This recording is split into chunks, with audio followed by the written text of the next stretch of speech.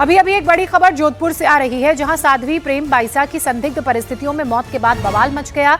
जिन हालातों में साध्वी की मौत हुई उस पर समर्थकों ने सवाल खड़े कर दिए हैं। पोस्टमार्टम के दौरान उन्होंने अस्पताल के बाहर जमकर हंगामा किया, नारेबाजी भी इस दौरान हुई और पुलिस ने किसी तरह लोगों को समझा बुझाकर शव को रवाना किया है। आज बलारोत्रा के पेराऊ में साध्वी को समाधि देने की तैयारी की जा रही है। यहां पर साध्वी के अंतिम दर्शन के लिए बड़ी तादाद में साधु संत और आम लोग भी पहुंचे हैं। इसे देखते हुए सुरक्षा के कड़े इंतजाम किए गए हैं।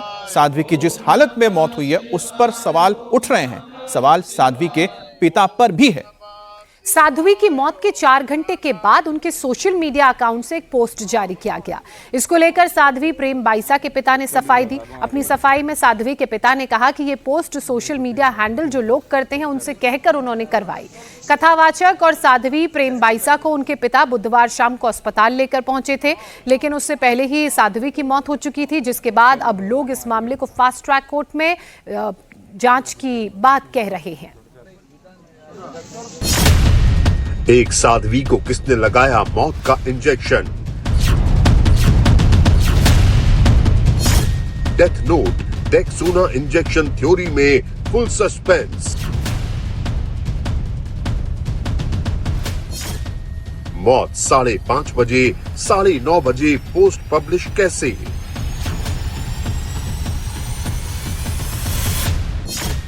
वीडियो एडिट करके साध्वी से मांगे 20 लाख रुपए।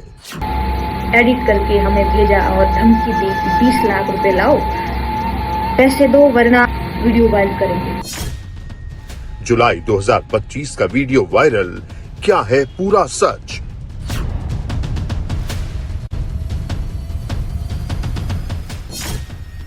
आज अंतिम संस्कार, पोस्टमार्टम से खुलेगा राज। और मौत के बाद साध्वी प्रेम बाईसा के इस सोशल मीडिया पोस्ट की चर्चा है। इसी को लेकर सवाल भी उठ रहे हैं। सवाल है कि आखिर साध्वी की मौत के बाद उनके पिता ने यह पोस्ट क्यों अपलोड कराया। इस पोस्ट में साध्वी कह रही हैं कि पूज्य सभी संतों को उनका प्रणाम। मैंने हर क्षण सनातन प्रचार के लिए जिया। दुनिया में सनातन धर्म से बड़ा कोई धर्म नहीं है। आज अंतिम श्वास तक मेरे दिल में सनातन ही है। मेरा सौभाग्य है कि मैंने सनातन धर्म में जन्म लिया और अंतिम श्वास भी सनातन में ही ली।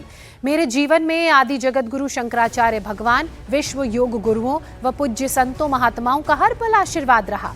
मैंने आदि गुरु शंकराचार्य और देश के कई महान संत महात्माओं को चिट्ठी लिखी, पत्र लिखा, अग्नि परीक्षा के लिए निवेदन किया, लेकिन प्रकृति को क्या मंजूर था। मैं इस दुनिया से हमेशा के लिए अलविदा कह रही हूँ, लेकिन ईश्वर और पूज्य संत महात्माओं पर पूर्ण भरोसा है। मेरे जीते जी जो नहीं हो पाया वो मेरी जान जाने के बाद होगा, न्याय मिलेगा। और इस पोस्ट को लेकर साध्वी के पिता से सवाल किया गया तो उन्होंने खुलासा किया कि उन्होंने ये पोस्ट अपलोड करवाया था। सुनिए साध्वी के पिता ने इस बारे में क्या कहा। ओम नमः शिवाय। ओम एक इंजेक्शन लगाया नॉर्मल बुखार में, 5 मिनट से उसकी जान ले ली। 5 मिनट के अंदर जान ले ली। 5 मिनट के अंदर जान ले ली। ये रिपोर्ट बता देगी। उनका मैसेज किसने डाला? सुसाइड का मैसेज किसने डाला? वो सुसाइड का मैसेज ने उन्हें अंतिम समय में कहा, पापा जीते जी तो तू कुछ कर नहीं पाया, मुझे न्याय दिला देना। मैंने जो सत्य को पत्र लिखा उसमें न्याय दिला दे। वो मैंने 2-2.5 घंटे बाद में कह के किसी से डलवाई। वो हमने हमारे कोई गुरु पढ़ा कह के डलवाई। सोशल मीडिया हैंडल करने वालों से हैंडल करने वालों से। परेशान क्यों थी? उनको क्या तकलीफ? कोई वो ऐसे ही उसका नॉर्मल बुखार था, बाकी कुछ नहीं। उन्होंने पहले भी अपने बारे में कुछ पहले तो जो किया दुनिया के सामने, हर चीज सामने, पुलिस के पास में सब पूरी रिपोर्ट जारी की, सब वो उजागर करना चाहते। सब अब आप क्या चाहते हो? मैं बस सबसे समस्त देशवासियों से, राष्ट्रवासियों से, जिसमें श्वास है। साध्वी के पिता को आपने सुना। अब सवाल ये खड़ा होता है कि आखिर ऐसी कौन सी मजबूरी थी कि साध्वी प्रेम बाईसा की मौत के बाद उनके पिता ने सोशल मीडिया पर इस पोस्ट को अपलोड करवाया। साध्वी के पिता पर केवल यही सवाल नहीं खड़ा हो रहा है, सवाल ये भी है कि जिस अंदाज में साध्वी की मौत हुई है, जिस तरह से साध्वी की मौत हुई है, उसको लेकर भी कई शक के घेरे में लोग हैं। उसमें से एक साध्वी के पिता भी हैं। और जोधपुर के आश्रम में साध्वी की तबीयत खराब होने के बाद साध्वी को अस्पताल ले जाने के बजाय उनके पिता ने कंपाउंडर को बुलाकर आश्रम में ही इंजेक्शन दिलाया। इंजेक्शन लगाने के कुछ ही देर के अंदर ही साध्वी की मौत हो गई। इसके बाद उनके पिता साध्वी को अस्पताल लेकर गए, जहां डॉक्टर्स ने उन्हें मृत घोषित कर दिया।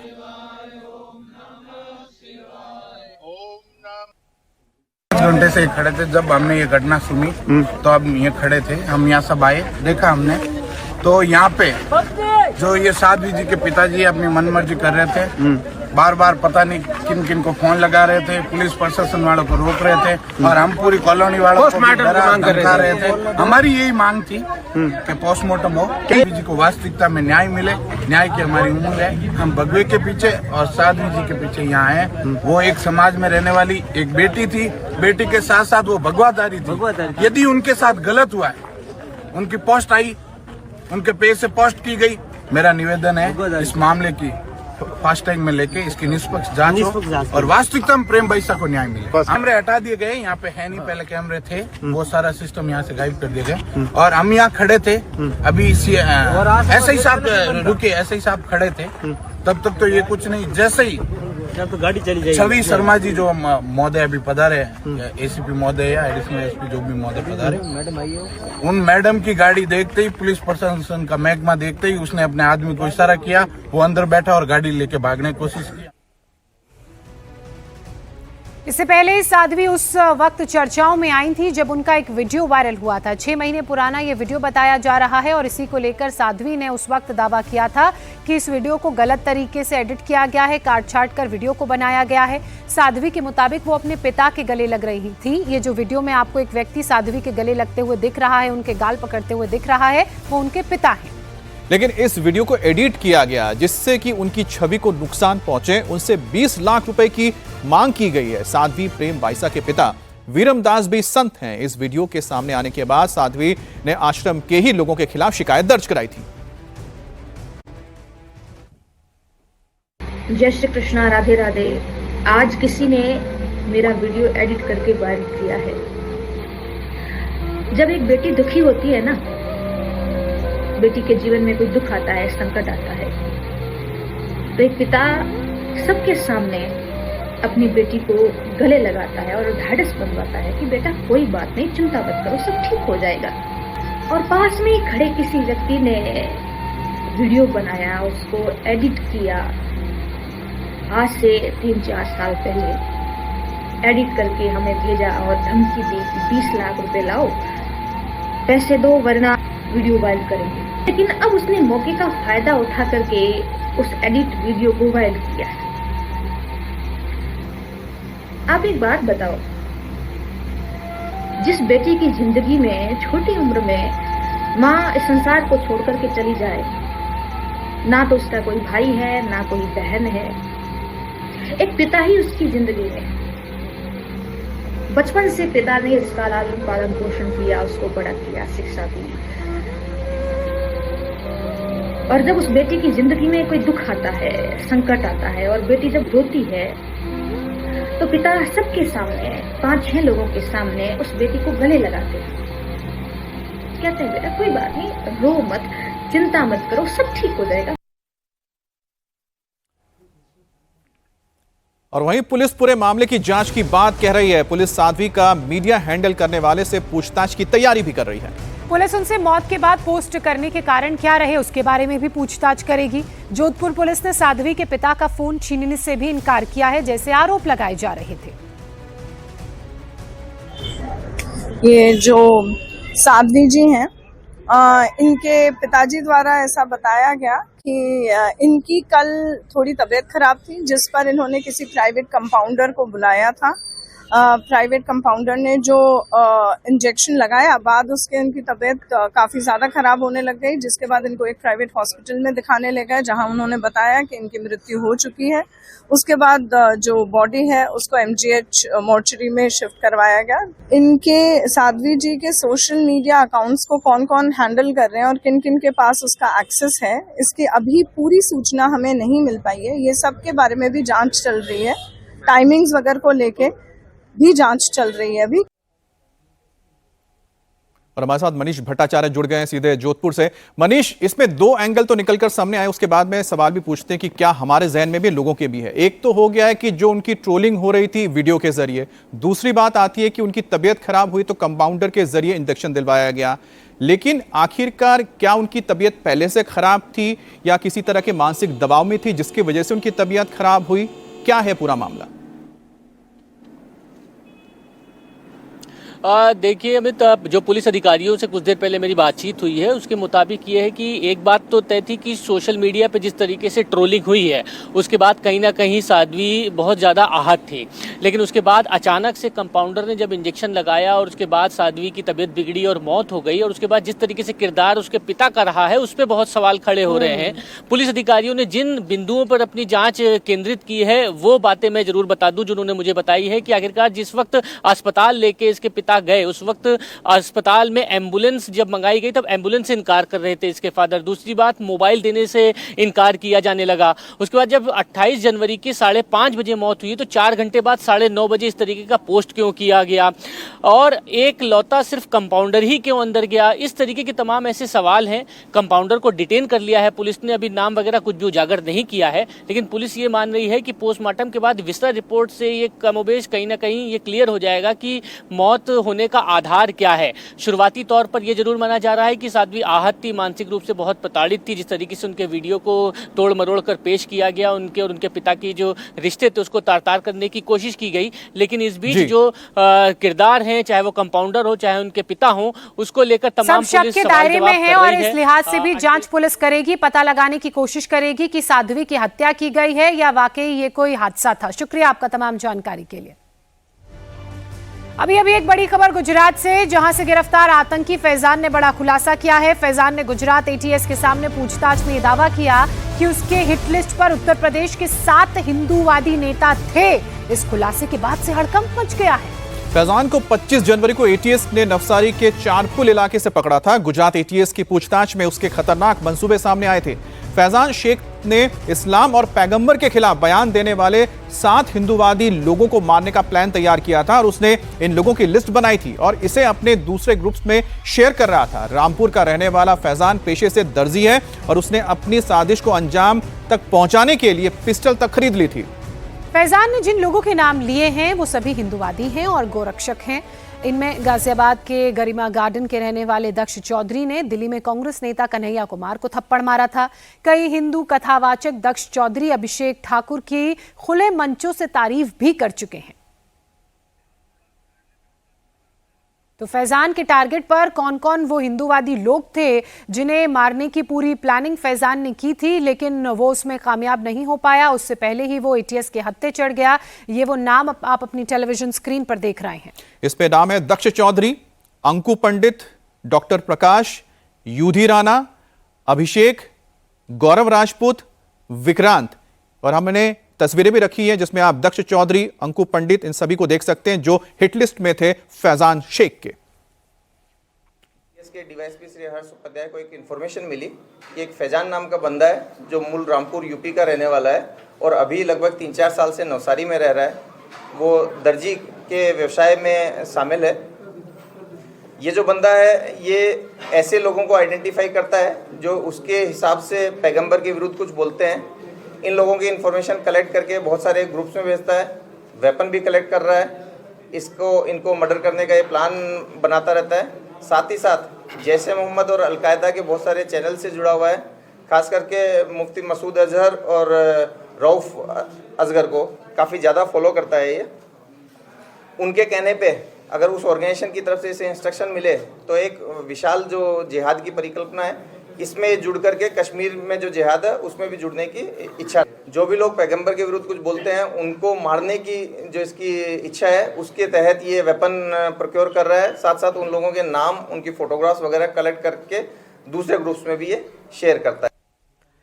निर्णय कपूर हमारे सहयोगी इस वक्त हमारे साथ लाइव जुड़ चुके हैं। निर्णय, ये तो बहुत बड़ा खुलासा है, वो हिटलिस्ट सामने आई है जो फैजान ने बनाई थी। क्या फैजान के निशाने पर ये सभी लोग थे? किसी के कहने पर फैजान ये सब करने की फिराक में था या ये उसका खुद का दिमाग था? देखिए, फैजान के बारे में जितना पता चल पाया अभी तक गुजरात एटीएस से वो ये है कि ये एक तो 22 साल इसकी उम्र है और बहुत आसानी से इस उम्र में लोग रेडिकलाइज हो जाते हैं। फैजान जो है वो पिछले काफ़ी समय से रेडिकलाइज हो रहा था इस प्रकार की जो आतंकी मानसिकता है उससे, और उसी के चलते उसने पिछले 8-9 महीनों में ये प्लान बनाया वो करीब 6 महीने पहले वापस यूपी गया, वहाँ से उसने ये पिस्तौल जो है वो प्रोक्योर की, उसके बाद वापस आया और 3 महीने पहले उसने इंस्टाग्राम पे एक आईडी बनाई अल फैज़ान के नाम से, और ये इस आईडी के ज़रिए वो जो है कम्युनिकेट कर रहा था लोगों के साथ, और बताया जा रहा है कि किसी मोहम्मद अबू बकर नाम के व्यक्ति के संपर्क में भी था वो जी। उसने पूरा प्लान जो है वो रेडी कर लिया था। It is a kind of lone wolf attack, जिसकी हम काफ़ी चर्चा सुन रहे हैं कि आजकल एक पैटर्न ये चल रहा है कि सिंगल हैंडेडली आप एक ऑपरेशन हैंडल करेंगे जिसमें आप कुछ लोगों को मार करके जो है टेरर फैलाएंगे। फैज़ान के निशाने पे ये 7 लोग थे जिनके नाम हम अभी दिखा रहे हैं। इनके बारे में आपने देखा होगा सोशल मीडिया पे लगातार ये चर्चाएं रही हैं कि ये गौरक्षक हैं, कई बार ये इस तरह के बयान भी दे चुके हैं जो मुस्लिम संप्रदाय के लोग जो हैं उनकी फीलिंग्स हर्ट हो सकती हैं। तो ऐसे में इसने ये जो है एक एक्सट्रीम रास्ता चुना था और पूरा प्लान भी रेडी था। जो पता ये चला है कि ये किसी का एंडोर्समेंट एक्चुअली ढूंढ रहा था, और इसने नवसारी में भी कुछ लोगों के संपर्क किए थे जो लेकिन इसकी बातों में नहीं आए, और अभी इस केस में जो है वो विटनेस भी बन रहे हैं। तो आपने जैसा बताया कि 22 साल उम्र में रेडिकलाइज हो जाना ये बहुत आसान है, लेकिन एक टेलर के लिए इतना फंड जुटा लेना कि वो 7 लोगों की हत्या करे, इतना बड़ा एक लॉजिस्टिक तैयार करना, आखिरकार क्या फंडिंग हो रही थी? अगर अभी तक फंडिंग हुई तो किसने की थी, और कौन कौन लोग थे जो इसके साथ जुड़े हुए थे, वो आगे एटीएस तलाशेगी। बहुत बहुत शुक्रिया आपका निर्णय। खबर काशी से है, जहां पर बनारस हिंदू यूनिवर्सिटी कैंपस के अंदर पथराव मारपीट से हड़कंप मच गया है। छात्रों के 2 गुट आपस में भिड़ गए और संग्राम 2 हॉस्टल्स के बीच शुरू हुआ। बिड़ला और रुइया हॉस्टल के 60 से ज्यादा छात्र सड़कों पर आ गए और अचानक पथराव, लाठी डंडे, ईंट पत्थर लेकर भिड़ गए। 30 से 40 छात्रों की भीड़ ने धावा एक दूसरे पर बोल दिया। काफी देर तक पत्थरों की बारिश होती रही। ये वीडियो में आप देख सकते हैं कि कैसे छात्र एक दूसरे की पिटाई पर आमादा हैं। दरअसल ये पूरा मामला इसलिए भड़का क्योंकि एक छात्र की पिटाई की गई थी। पुलिस के मुताबिक जन्माष्टमी के वक्त ये पहले विवाद हुआ था और उसी को लेकर 4 छात्रों ने मिलकर एक स्टूडेंट को पीट दिया। इस मामले में पीजी के पीयूष तिवारी के नाम छात्र के सिर से गंभीर चोट आई है। पथराव मारपीट में भी कई छात्र घायल हुए हैं। पूरे मामले के बाद बीएचयू कैंपस में तनाव बढ़ गया, जिसके बाद भारी फोर्स को मौके पर तैनात किया गया। पुलिसकर्मियों ने फिलहाल हालात को कंट्रोल किया है और 500 से ज्यादा जवानों के दलबल के साथ एक हॉस्टल को खंगालने का काम भी शुरू हुआ। जांच पुलिस ने शुरू की। ड्रोन से भी हॉस्टल्स की छानबीन की गई है। भाग रहे एक छात्र को इस दौरान पुलिस ने पकड़ा। उससे पूछताछ के लिए पुलिस उसे अपने साथ ले गई। पुलिस ने 11 कमरों को फिलहाल सील कर दिया है। 1.5 घंटे से ज्यादा 3 छात्रावासों में तलाशी का अभियान भी चलाया गया। और हमारे साथ इस पर बात करने के लिए रुचि कुमार जुड़ गई हैं। रुचि, फिलहाल क्या स्थिति है और दूसरी बात है कि क्या ऐसा रहा जिस वजह से 2 हॉस्टल के छात्र आपस में खूनी संघर्ष में उतर आए? अभी तो स्थिति तनावपूर्ण है लेकिन कंट्रोल में है। ये पूरा मामला हॉस्टल में जो लोग बीएचयू में अपनी पढ़ाई पूरी कर चुके हैं लेकिन उसके बाद भी हॉस्टल में रह रहे हैं, उन स्टूडेंट्स को लेकर है। और इसी को लेकर यहाँ जन्माष्टमी में भी दोनों हॉस्टल्स में जो बिड़ला सी है और रुइया है, इसमें लड़कों में विवाद हुआ था और उसके बाद कल ये इतना ज़्यादा विवाद हो गया कि लाठी डंडे पत्थर सब चलने लगे। एक स्टूडेंट ज़्यादा घायल हो गया क्योंकि स्टूडेंट्स ये कहते हैं कि हॉस्टल में बहुत सारे लड़के ऐसे रहते हैं जो बीएचयू में भी पढ़ नहीं रहे, उससे उनको दिक्कत आती है। इसी को लेकर झगड़ा पूरा था और इसका पूरा नतीजा ये निकला है कि अब जो बीएचयू प्रशासन है, एडमिनिस्ट्रेशन है, वो हॉस्टल्स में कमरों की तलाशी ले रहा है और ये देख रहा है कि कौन से स्टूडेंट अभी बीएचयू में पढ़ रहे हैं या ऐसे स्टूडेंट जो बीएचयू से पढ़ चुके हैं और गलत तरीके से हॉस्टल में रह रहे हैं, उनको आइडेंटिफाई किया जा रहा है और उसके बाद उनकी गिरफ्तारी होगी। साथ ही इस जांच को आगे बढ़ाया जाएगा। शुक्रिया रुचि आपका तमाम अपडेट्स, तमाम जानकारी के लिए।